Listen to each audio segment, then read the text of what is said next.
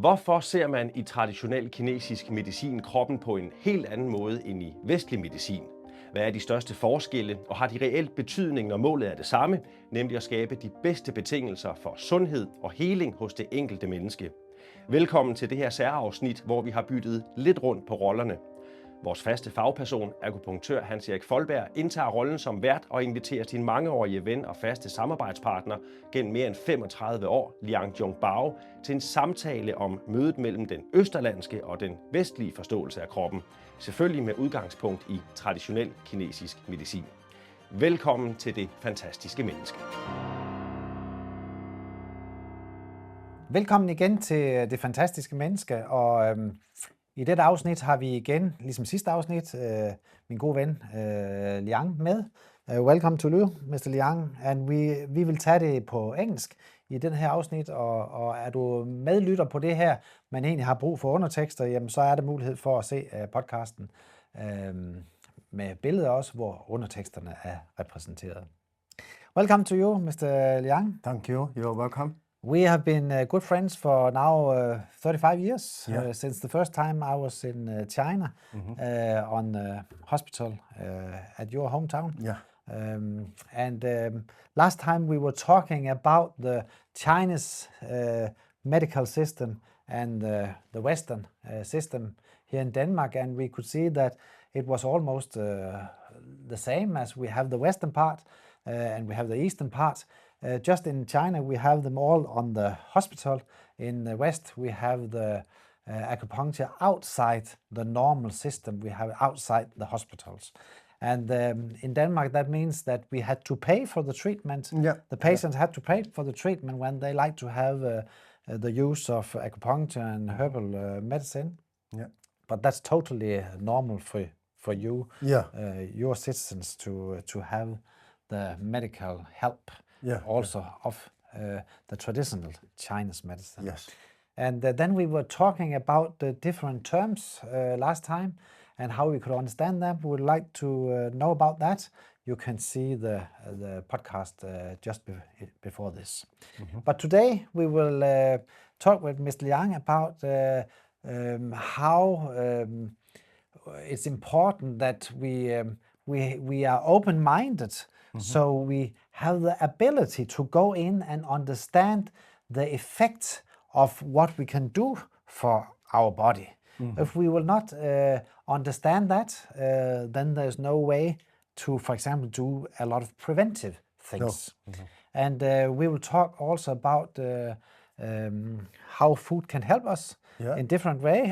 You know a lot about that. We can't have a meal together before you talk about that. And we will talk also about how Mr. Liang have had a diabetes because yes, the Eastern people also have stress and have a lot of things to do. You have been traveling around the world into I think it's 60 different countries at your job at the university. Yeah. And then you can have these diseases like the stress, hypertension, and diabetes. And we should hear Liang tell about how he have helped himself to get out of his diabetes and hypertension.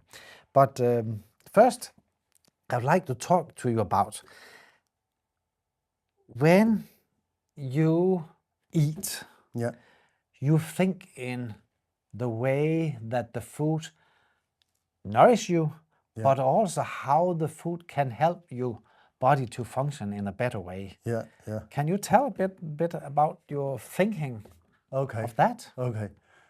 Together with my own experience of diabetes, I know the food is so important for people's health. In China, sometimes I read some books. I think the book is from a very old book. They say, you are the people, what you eat. So that means how much sugar or how much fat or how much fruit you eat may totally affect your health and your digestion system. So in China, for so many years, we have different kind of food prescription. We have food. We have some restaurant with herbal and Chinese dishes together. It's a mixed dishes with Chinese herb. It does help and improve our body function.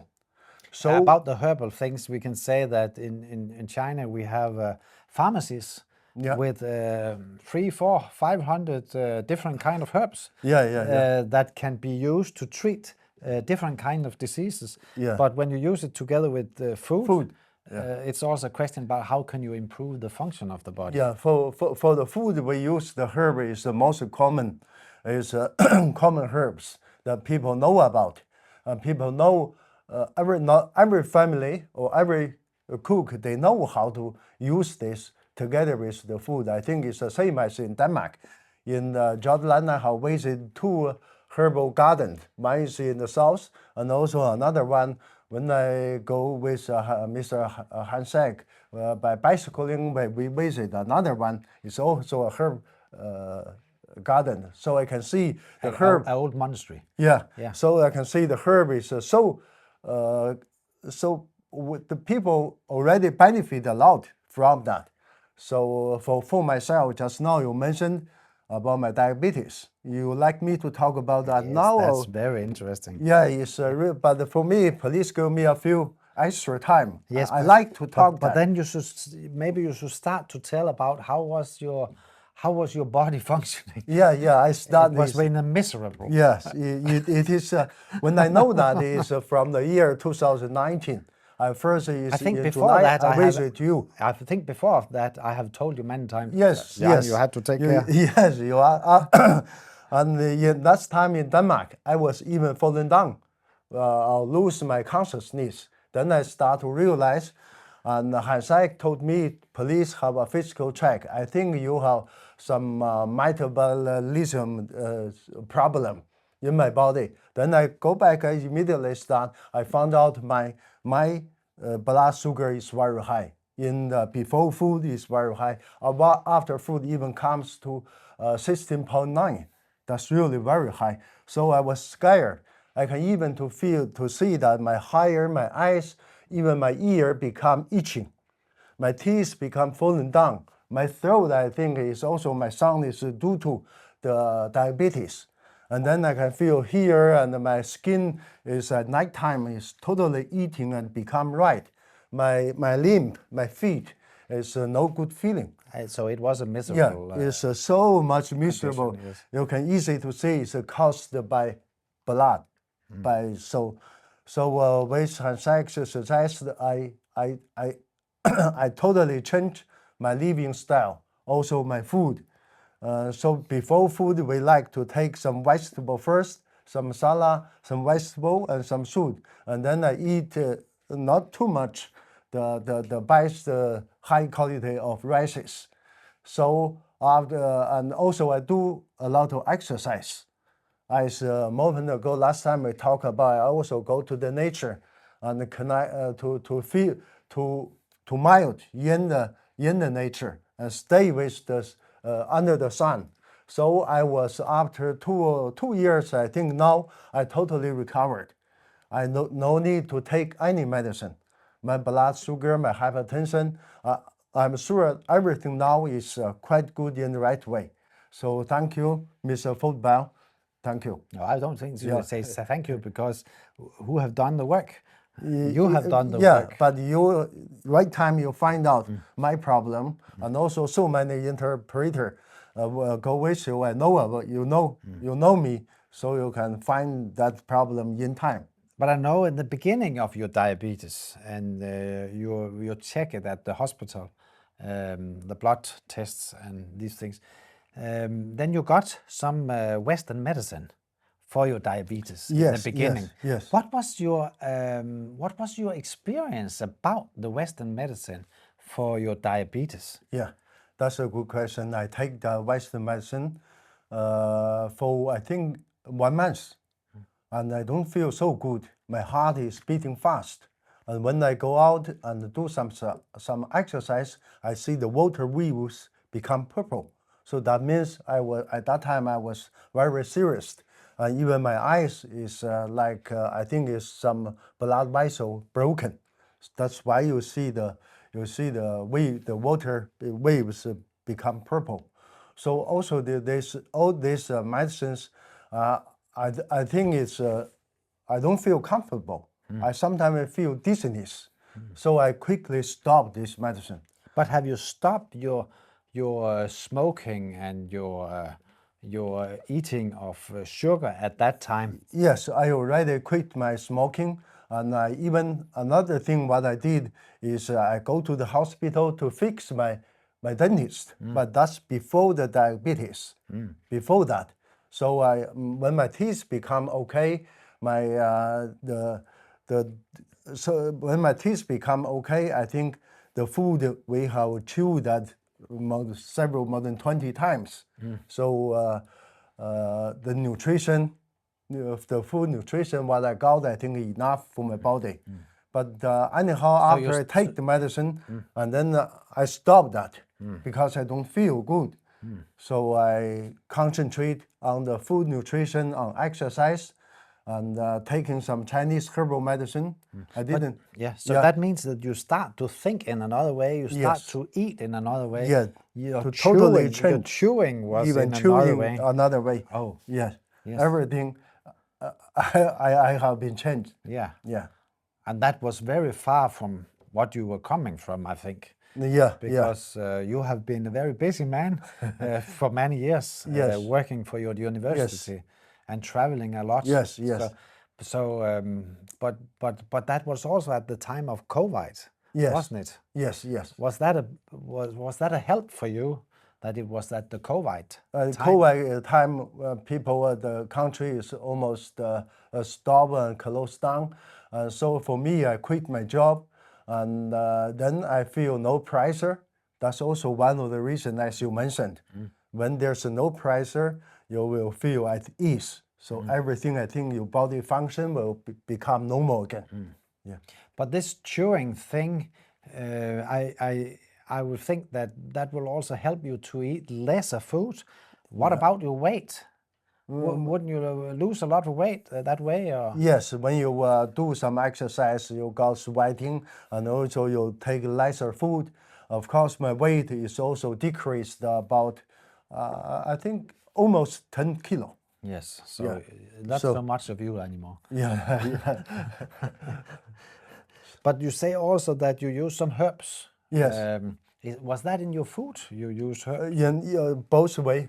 Once in the food is my wife prepared that for me every day, especially morning time. And for the other herbs, I go and ask my TCM friend, and they suggest some herb for me, so I take it too. And to help to regulate your body. Yes. That's really helps a lot. But another thing is, I also read some books. It's about how to live a healthy life. And most of the book is from your Western country, I promise. Yes. So that's the connection between the Eastern thinking and the Western thinking. So natural ways is to very important. Yes. So, and this thinking about your food, there you also put in some herbs, not for diabetes, but also to regulate for other good prevention things. When we talk about raw grey, kanel på dansk, cinnamon. Raw grey. Yes. What do you use that in your food? Yeah, we use. I think it's almost the same as Western, but we didn't make it into powder. This time in Denmark, I found it in powder. In China, we put as spices. Every time, especially when we cook some meat or pork or cow, we use a big piece in a white bag. So after food, we can take it out. So now this time I found you put that in powder in your food. That's also a very good way. Yes. Yeah. Ginger, do you use ginger? Ginger, we use too much. We use the fresh ginger, also the dry, also the ginger powder. Even the ginger powder, we also use that. Yes. This is the most common herb or spices for Chinese people. I think that's very used in your kitchen. Yes. Often you can see that. Yes. Most common. Do you use the ginger to, if you have any health problems, diarrhea or such things? Do you think that way? And cold. We even use ginger and Coca-Cola, the drinks. We boiling that, put into hot water and boiling together, cooked. Yes. So when you catch gammao, catch cold, we use that to drink. So you have sweating, and then the cold will expel. Yes. So that's this about what we talked a little bit about in the last podcast. That when we catch a cold, we catch the cold into the body. It's by the wind bringing it into the body. And when we use ginger, the ginger is a heat herb, and that helps the body to become sweating, and then you can get rid of the cold.